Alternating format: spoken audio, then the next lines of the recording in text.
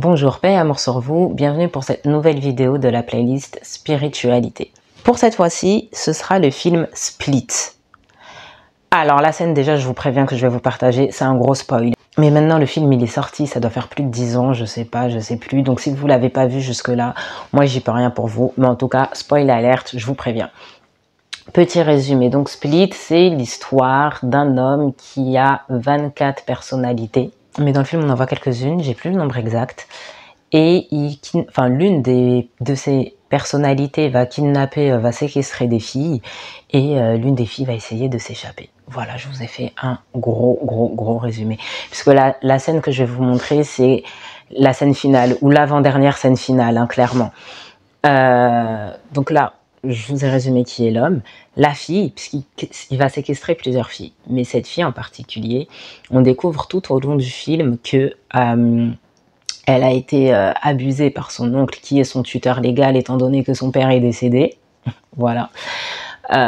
Donc elle s'est retrouvée à vivre avec son bourreau. Et voilà, on a des échos comme quoi c'est une élève perturbatrice, etc. Je vous donne ce détail parce qu'il servira pour plus tard. Sur ce, voici l'extrait.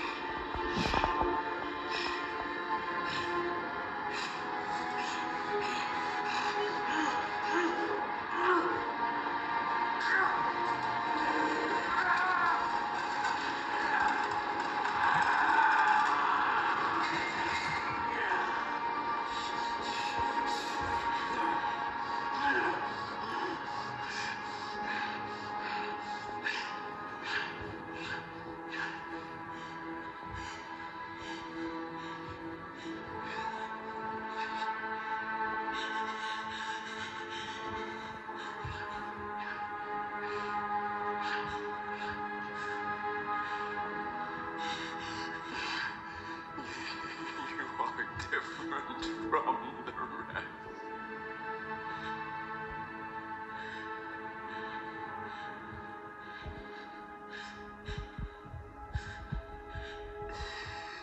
Your heart is pure. Rejoice.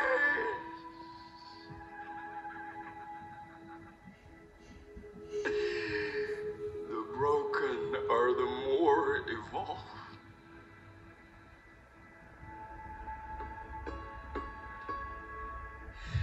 Rejoice.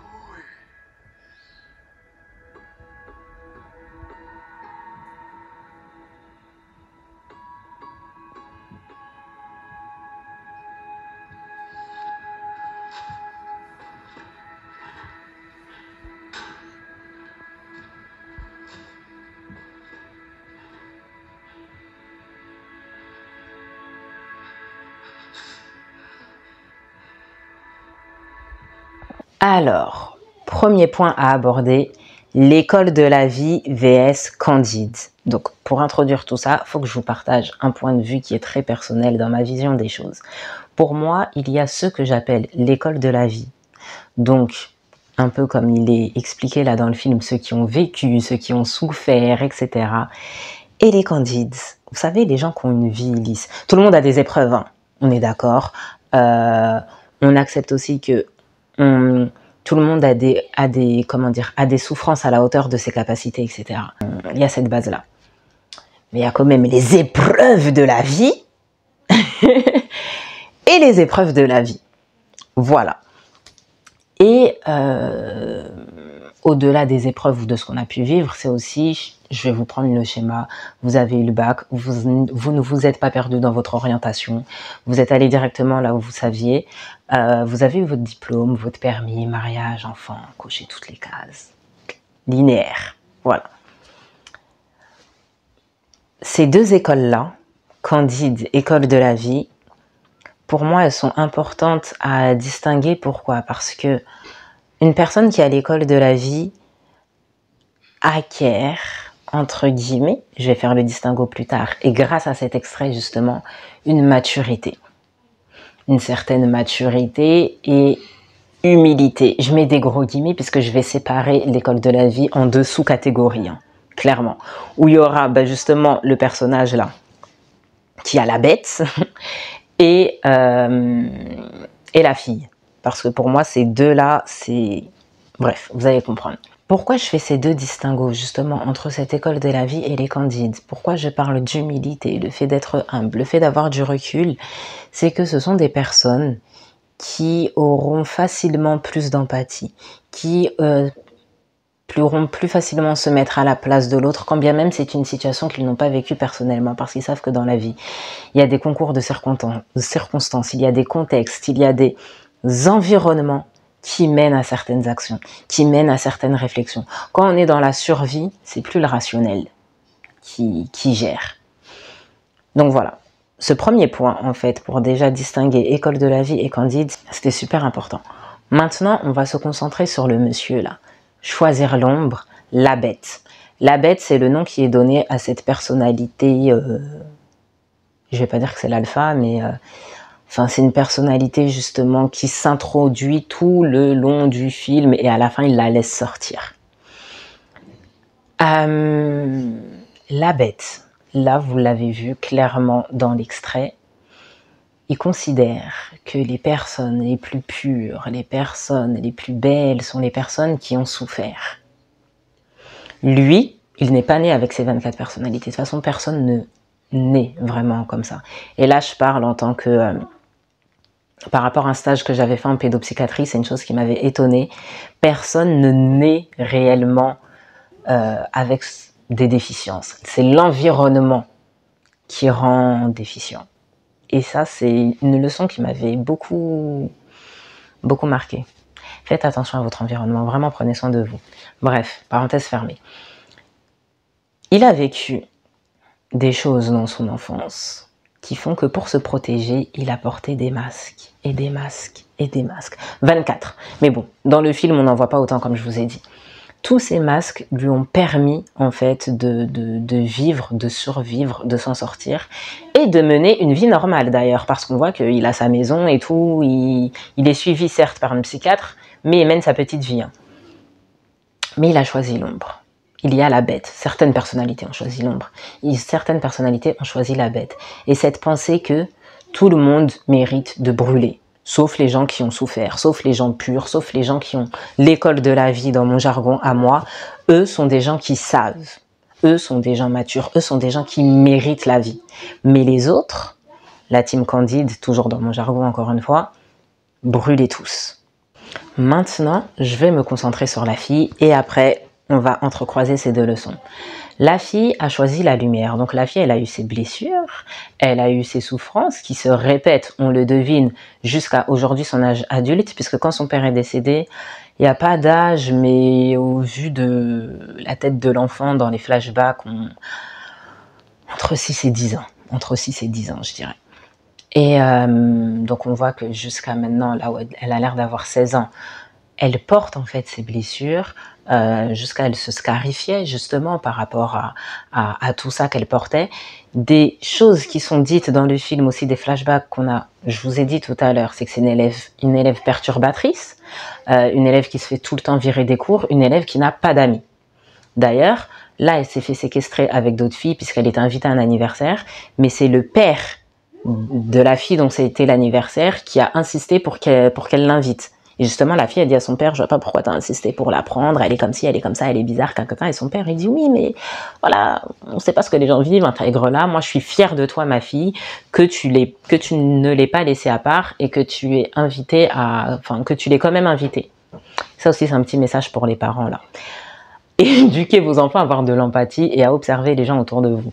Autour d'eux, plutôt. Bref. Donc, il y a cette fille qui, elle, je vais pas dire choisit forcément la lumière, mais en tout cas n'a pas décidé de déverser sa haine envers le monde, qui a pris sur elle, qui prend sur sa souffrance, puisqu'elle ne verbalise pas, Pas encore. Bon, de toute façon, à ce stade du spoil, là, si vous n'avez pas vu le film, voilà. Puisqu'à la fin, justement, on voit qu'elle décide d'agir contre son bourreau, contre son oncle. Enfin, on devine qu'elle va en parler à la police. Quand la police veut la remettre à son tuteur, elle est en mode... Bref. Après, le film s'arrête comme ça, hein, mais... on comprend, quoi. On comprend que cette fois, ça y est, elle se réveille, et puis voilà. Du coup, là, qu'est-ce que je voulais dire? Choisir la lumière n'empêche pas d'avoir des blessures, n'empêche pas, surtout si il n'y a pas d'entourage. Là, je parle autant familial qu'amical que professionnel de santé. Ça n'empêche pas d'avoir des blessures, ça n'empêche pas d'avoir de la colère, ça n'empêche pas d'avoir de la tristesse, ça n'empêche pas... Faut arrêter encore une fois de penser que on choisit la guérison, l'amour de soi, ça y est, pump it up, c'est la fête, on est en paix. Non. On pleure encore, c'est encore difficile, il y a encore de la colère et encore tout ça. Mais c'est savoir que c'est des émotions qui sont là, qui nous traversent, qui sont présents quand voilà certains souvenirs se réveillent, mais ça ne va pas avoir de répercussions sur ce qui nous entoure, sur le monde externe. Dernier point, la haine aveugle. Quand je vous dis pourquoi j'ai choisi ce titre, ton ombre te permet de briller. Et là, nous avons deux personnages qui ont vécu de grandes souffrances. L'un a choisi l'ombre, l'une a choisi la lumière. Celui qui a choisi de s'aveugler par la colère, par son ombre, par la haine, il y a quelque chose de très important qui se joue. C'est que là, son but, là, la bête, il a ressorti la personnalité, la bête, son but c'est de tuer tout le monde. Mais qu'est-ce qui s'est passé? Il allait tuer la fille. Il était sur le point de tuer la fille. Et en voyant les scarifications sur le corps de la fille, il a dit « Réjouis-toi, ton cœur est pur. » Réjouis-toi, ton cœur est pur. Les gens qui ont le plus souffert, je n'ai plus l'extrait exactement en tête, mais les meilleurs en gros sont les gens qui ont le plus souffert. Ok, là il a vu ça. Et donc il la considère dans son clan. Mais aveuglé par sa colère, la fille là, elle serait pas déshabillée, son t-shirt il serait pas déchiré ou quoi, là elle serait en manche longue. Il l'aurait tuée. Il n'a pas pris le temps d'écouter, il n'a pas pris le temps de voir, parce qu'il s'est laissé aveugler par la colère. Et donc quand on reste aveuglé par sa colère, quand on reste aveuglé par sa haine, on passe à côté de personnes qui, ça se trouve, sont comme nous. On passe à côté de personnes qui pourraient comprendre ce que vous traversez. Parce qu'elles ont connu une douleur aussi grande ou même quelque chose de similaire à vous. Et du coup, c'est là où c'est super important. Ok, il y a la colère, ok, il y a la haine, ok, il y a ce vécu qui fait que oui, moi je n'ai pas confiance en l'être humain est mauvais, il faut avoir de la méfiance, on ne sait pas, je peux me faire trahir, on peut me mettre des coups de couteau dans le dos. C'est une réalité. Mais vivre ainsi et considérer chaque humain comme un potentiel traître, c'est aussi passer à côté de potentiels alliés. C'est aussi passer à côté de potentiels soutiens. C'est aussi passer à côté de véritables amis, d'un véritable amour. Amour au sens large, bien sûr. Quand tu te laisses aveugler par ton ombre, tu te penses lucide et tu te penses plus fort de par ton vécu, de par ce que tu as traversé. Et tu te dis que tu es la personne qui souffre le plus, personne n'est en capacité de te comprendre. Mais justement, c'est en empruntant cette voie que tu passes à côté des plus belles rencontres de ta vie. Alors le tout, ce n'est pas non plus de se dire ça y est, c'est tout oublié, et puis on pardonne à tout le monde, et puis on s'aime tous main dans la main. C'est de savoir accueillir ce que l'on vit. C'est de savoir que ce que l'on vit, c'est propre à nous. C'est propre à notre passé. Peut-être même un environnement encore présent. Mais autrui qui est là, que tu rencontres pour la première fois de ta vie, n'est pas responsable des blessures qu'un tel t'a causées dans le passé.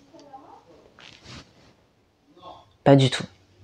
C'est à toi de faire le distinguo. C'est à toi de prendre cette distance. C'est à toi de ne pas mettre tout le monde dans le même panier.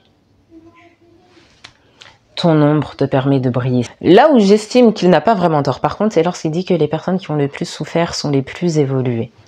Je ne dirais pas qu'elles sont les plus évoluées, mais elles ont atteint une connaissance, un domaine, un vécu que d'autres n'ont pas. À partir du moment où vous êtes de la team école de la vie et en résilience avec ce parcours. La résilience, encore une fois, ça ne veut pas dire tout balancer d'un revers de la main sous le tapis. Ça veut dire je sais ce que j'ai vu, Je sais ce que j'ai vécu. J'ai eu de la colère. J'ai eu de la haine. Je n'ai pas accepté à une période. Je me suis laissé exploser. Mais maintenant, je vois que tel vécu m'a apporté ça, ça, ça et ça. Et qu'il y a un après. Et que j'avance. La petite parenthèse sur laquelle j'insiste aussi dans plus évoluer. Vu qu'en plus là, c'est la playlist spiritualité. On voit des personnes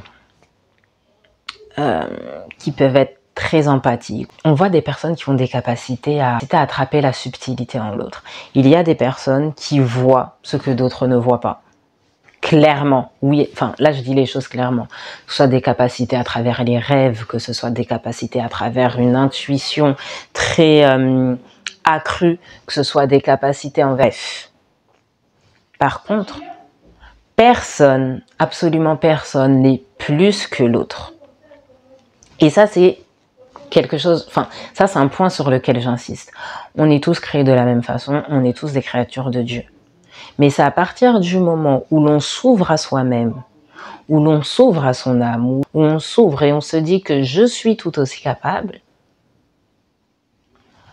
que l'on atteint certaines facilités, certaines compétences. Pourquoi je dis ça? Parce que à trop mettre les autres sur un piédestal, c'est vous qui donnez cette force aux autres et l'enlevez de vous.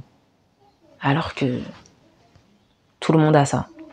Tout le monde n'a pas l'environnement pour aussi après. C'est pour ça que maintenant, je sais pas moi, quelqu'un qui vit en Occident, Paris, typiquement, RERD, RERB, qui est un foyer de 3 enfants, n'a pas le même environnement pour développer son être spirituel et être en paix dans sa prière ou ses méditations, qu'une femme au foyer qui est posée tranquillement chez elle, que ce soit en Occident, en Afrique ou en Asie, et qui vit à la montagne.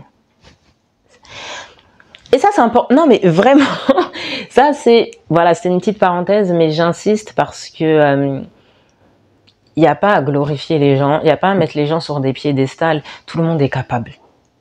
Tout le monde est capable. On vient tous du souffle de Dieu.